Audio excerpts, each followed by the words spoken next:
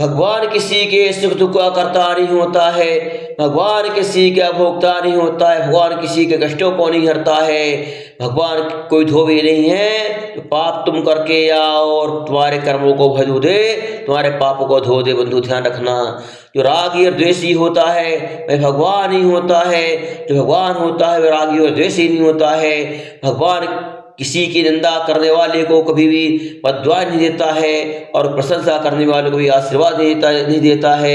तो आशीर्वाद देता है, जो आशीर्वाद देता है, जो निंदा करने वालों के लिए बद्दुआ देता है, प्रशंसा करने वालों की आशीर्वाद देता है, वह भगवान नहीं होता है। क्योंकि भगवान तो रागी द्वेषी नहीं, वह तो क्या होता है, वह तो परम वीतरागी होता है। वह किसी श्राप द्वेष नहीं करता है, वह किसी पापों को नहीं धोता है, वह किसी की कष्टों को नहीं हरता है, किसी के दुखों को नहीं हरता है। फिर क्यों आती हो तो भगवान के चरणों में? क्या मिलता है तुम्हें? तो बंधुओं ध्यान रखना, एक भव्य जीव कहता है कि भगवान हे तीन लोक के नाथ, हे अनंत देव, मैं आपके चरणों में इसलिए नहीं आता हूँ कि आप मेरे करता हो, आप मेरे दुख को हरने वाले हो। मैं तो अपने भावों की विशुद्धि के लिए आता हूँ। किस लिए आता हूँ?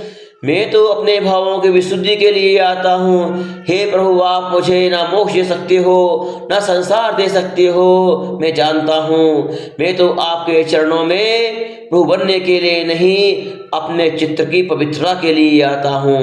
किस लिए आता हूँ? अपने चित्र की निर्मलता के लिए आता हूँ।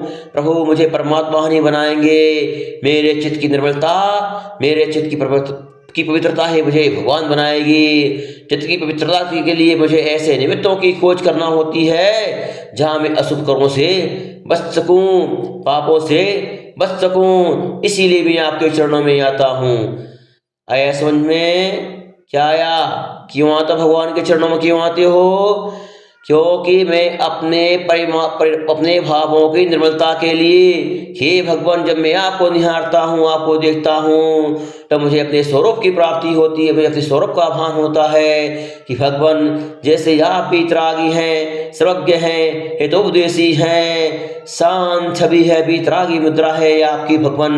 वह दिन कब आए जब मैं भी आपके समान शुद्ध बुद्ध जैक स्वाभाविक भगवान आत्मा परमात्मा बन सकूं। इसलिए मैं आपके चरणों में आता हूँ।